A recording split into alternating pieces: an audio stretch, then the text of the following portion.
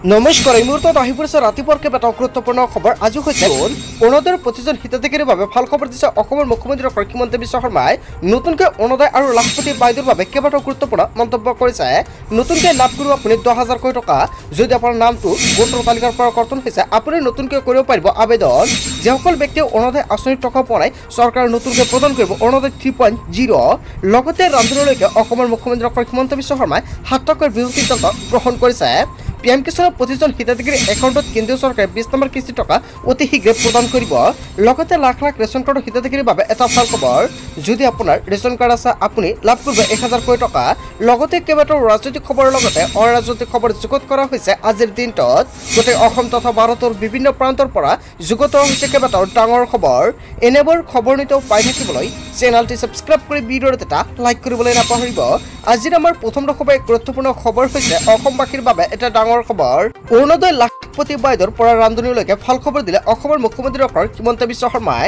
7 টকাৰ বৃহৎ ঘোষণা কৰিছে মুখ্যমন্ত্ৰী ডক্টৰ হিমন্ত বিশ্ব শৰ্মাই। অৰুণোদয়ৰ ধন লাভৰ পৰা বঞ্চিত হোৱা লাখ লাখ মহিলাৰ বাবে ভাল খবৰ। অৰুণোদয়ৰ টকা আপুনি এই মাহত পোৱা নাই নেকি? 10 তাৰিখত বহুতো মহিলাৰ একাউণ্টত চৰকাৰে 1250 টকাকৈ প্ৰদান কৰিছে, কিন্তু কিছুমানৰ একাউণ্টত টকাটো পোৱা নাই। সেয়েহে চৰকাৰে আকৌ 14 তাৰিখত অৰুণোদয় আঁচনিৰ প্ৰতিজন হিতাধিকাৰীৰ একাউণ্টত 1250 টকাকৈ প্ৰদান কৰিছে। যদি আপোনাৰ একাউণ্টত তথাপিও আপুনি টকা পোৱা নাই, তেনে ক্ষেত্ৰত নতুনকৈ কৰিব লাগিব আবেদন। তেনে ক্ষেত্ৰত নিশ্চয় আপোনাৰ নামটো কৰ্তন কৰা হৈছে।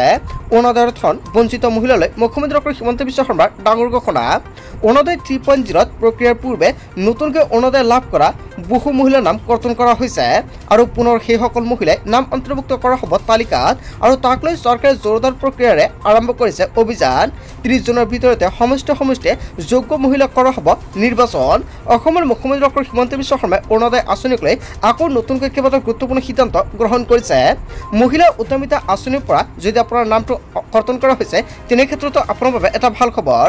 মহিলা উদ্যমিতা আঁচনিৰ তালিকাৰ পৰা নাম বাদ পৰা মহিলাসকলৰ বাবে ডাঙৰ খবৰ দিলে মুখ্যমন্ত্ৰীগৰাকীয়ে।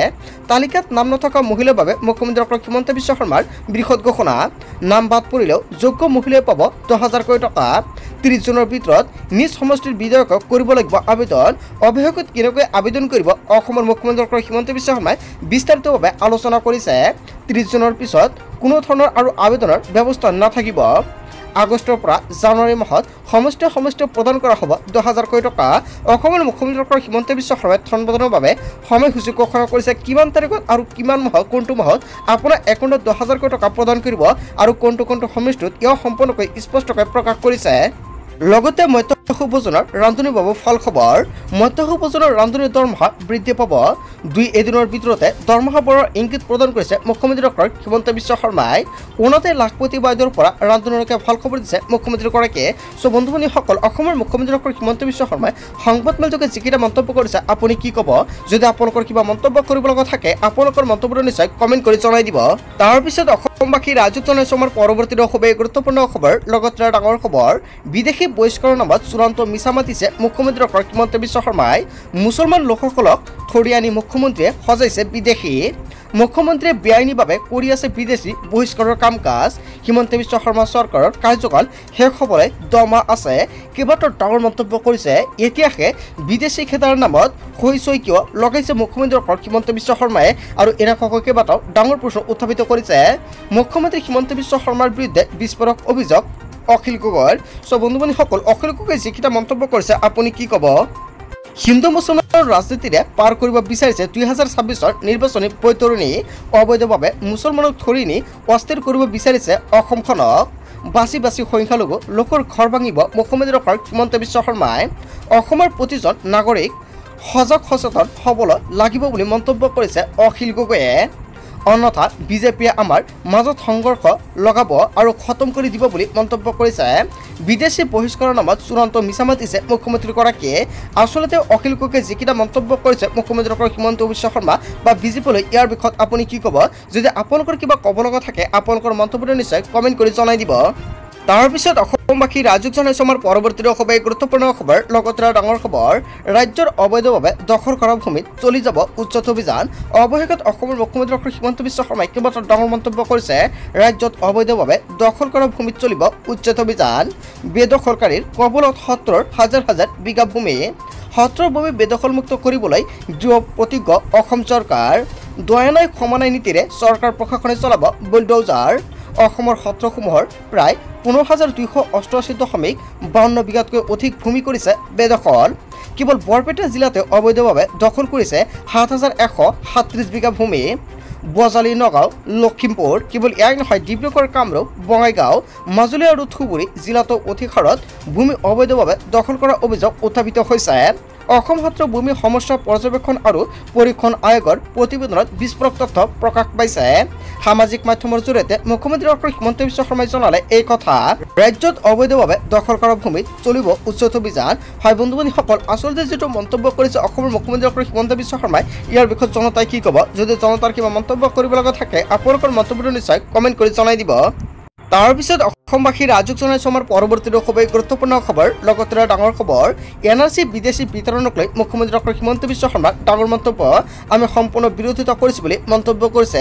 কেইবাটাও গুৰুত্বপূৰ্ণ আপডেট প্ৰকাশ পাইছে মুখ্যমন্ত্ৰী এনআৰসিত নাম থাকিলেও বহিষ্কাৰ কৰিম বুলি কোৱাটো আইন বৰ্ষীভূত বুলি মন্তব্য কৰিছে বিধানসভাৰ ভিতৰত এনেধৰণৰ আইন বৰ্ষীভূত মন্তব্য মুখ্যমন্ত্ৰী কৰিব নালাগে গৌৰীপুৰত কংগ্ৰেছৰ সাংসদ ৰকিবুল হুছেইনৰ এই ডাঙৰ মন্তব্য এনআৰসি বিদেশী বিতৰণক লৈ মুখ্যমন্ত্ৰী ডক্টৰ হিমন্ত বিশ্ব শৰ্মাৰ মন্তব্যৰ বিৰোধিতা কৰিছে কংগ্ৰেছৰ তৰফৰ পৰা হয় বন্ধু-বান্ধৱীসকল কংগ্ৰেছৰ তৰফৰ পৰা যিটো মন্তব্য কৰিছে আপুনি কি ক'ব তাৰ পিছত অসমবাসী ৰাজুক জনাইছে আমাৰ পৰৱৰ্তী খুবেই গুৰুত্বপূৰ্ণ খবৰ লগতে ডাঙৰ খবৰ এনআৰসি আৰু বাংলাদেশী বিতৰণক লৈ মুখ্যমন্ত্ৰী ডক্টৰ হিমন্ত বিশ্ব শৰ্মাই ডাঙৰ ঘোষণা কৰিছে অসমত চলি থাকিব বাংলাদেশী বিতৰণ এনআৰসিত নাম থাকিলেও নাপাব ৰেহাই এনআৰসিত নাম থাকিলেও বাংলাদেশী চিনাক্ত হ'লে হ'ব পুজবেক বহুতে চলে বলে কৌশলে এনআৰসিত অন্তৰ্ভুক্ত কৰিছে নিজৰ নাম এনআৰসিৰ প্ৰক্ৰিয়া বহু সন্দেহৰ সৃষ্টি কৰিছে এনআৰসিখন বিয়া কৰিবলৈ বহু যুৱক যুৱতীক আমেৰিকা আৰু ইংলেণ্ডত ট্ৰেইনিং দিয়া হৈছে এনআৰসি আৰু বাংলাদেশী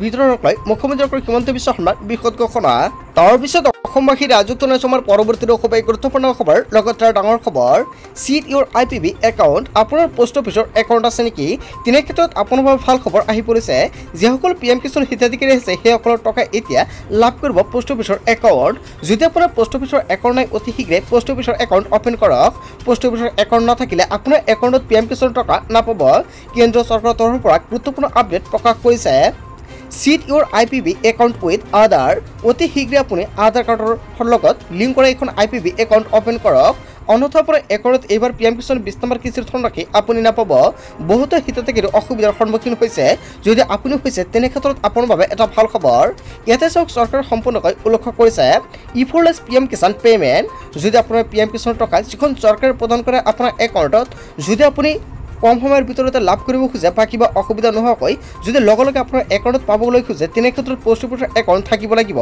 আৰু আপুনি অতি শীঘ্ৰে আপোনাৰ পোষ্ট অফিচত গৈ আপুনি যোগাযোগ কৰক আৰু আপুনি তাত গৈ সম্পূৰ্ণকৈ উল্লেখ কৰক বা কৈ দিয়ক যে PM কিষাণৰ এখন একাউণ্ট অপেন কৰিব লাগে আৰু লগে লগে আপোনাক PM কিষাণৰ একাউণ্ট অপেন কৰি দিব আৰু এইখন একাউণ্টৰ জৰিয়তে লগে লগে PM কিষাণৰ টকা যেতিয়া চৰকাৰে প্ৰদান কৰিব লগে লগে আপোনাৰ একাউণ্টৰ টকাটো লাভ কৰিব আপুনি কেৱল ইয়াই নহয় চৰকাৰে কৈছে ক্ৰপ ইঞ্চুৰেঞ্চ ক্লেইম যদি আপুনি ইঞ্চুৰেঞ্চ কৰে তেনে ক্ষেত্ৰত লগে লগে ক্লেইম হৈ যাব যদি আপোনাৰ পোষ্ট অফিচৰ একাউণ্ট থাকে কেৱল ইয়াই নহয় যদি আপুনি KCC ফেচিলিটি ল'ব খোজে তেনে ক্ষেত্ৰত ল'ব পাৰিব KCC আপুনি অতি সহজতে লাভ কৰিব পাৰিব আৰু লগে লগে ক্লেইম হৈ যাব আপোনাৰ একাউণ্টত কেৱল ইয়াই নহয় প্ৰধানমন্ত্ৰী কৃষি সঞ্চয় যোজনা আৰু সকলোৱে জানে প্ৰধানমন্ত্ৰী কৃষি সঞ্চয় যোজনাৰ বিষয়ে যদি আপুনি ভাবিছে এই আঁচনিৰ বাবে আবেদন কৰিব তেনে ক্ষেত্ৰত আপুনি কৰিব পাৰিব এই আঁচনিৰ টকা অতি সহজতে লাভ কৰিব আপোনাৰ একাউণ্টত আৰু PM কিষাণৰ টকা ল'বলৈ হ'লে আপোনাৰ পোষ্ট অফিচৰ একাউণ্ট টকাটো বাধ্যতামূলক যদি আপোনাৰ আগতে কিবা অসুবিধা হৈছে বা PM কিষাণৰ টকাটো আপুনি এতিয়া নাপায় আপুনি এটা কিস্তি বা দুটা কিস্তি আগতে পাইছে এতিয়া টকাটো বন্ধ হৈ গৈছে বা যদি আপুনি 19 নম্বৰ কিস্তিৰ টকাটো পোৱা নাই তেনে ক্ষেত্ৰত 20 নম্বৰ কিস্তিৰ টকাটো তেনে ক্ষেত্ৰত আপুনি এই মাহতে লাভ কৰিব তাৰ আগতে যদি আপোনাৰ কিবা অসুবিধা হৈ থাকে অতি শীঘ্ৰে একাউণ্টত আপুনি PM কিষাণৰ এখন একাউণ্ট অপেন কৰক আৰু যিখন IPB একাউণ্ট বুলি কোৱা হয় আৰু এই একাউণ্টৰ জৰিয়তে যেতিয়া চৰকাৰে টকাটো প্ৰদান কৰিব লগে লগে আপোনাৰ একাউণ্টত আপুনি লাভ কৰিব যাতে পলম নোহোৱাকৈ আপুনি অতি শীঘ্ৰে এখন IPB একাউণ্ট অপেন কৰে তাৰ বাবে চৰকাৰে গুৰুত্বপূৰ্ণ সিদ্ধান্ত গ্ৰহণ কৰিছে আৰু এইটো আপডেট প্ৰকাশ কৰিছে কেন্দ্ৰীয় চৰকাৰৰ ফালৰ পৰা তাৰ পিছত অসমবাসী ৰাজুক জনাইছে আমাৰ পৰৱৰ্তী খুবেই গুৰুত্বপূৰ্ণ খবৰ লগতে ডাঙৰ খবৰ ৰন্ধন গেছৰ মূল্য 300 টকাকৈ হেৰা পাব 300 টকাকৈ হেৰা পালে আপুনি 700 টকাতে লাভ কৰিব ৰন্ধন গেছৰ মূল্যক লৈ অসমৰ মুখ্যমন্ত্ৰী ডক্টৰ হিমন্ত বিশ্ব শৰ্মাই বৃহৎ ঘোষণা কৰিছে বন্ধু-বান্ধৱীসকল গোটেই অসম তথা ভাৰতৰ বিভিন্ন প্ৰান্তৰ পৰা যুগত হৈছে কেইবাটাও ডাঙৰ খবৰ এনেবোৰ খবৰ নিতৌ পাই থাকিবলৈ চেনেলটি ছাবস্ক্ৰাইব কৰি ভিডিঅ'ত এটা লাইক কৰিবলৈ নাপাহৰিব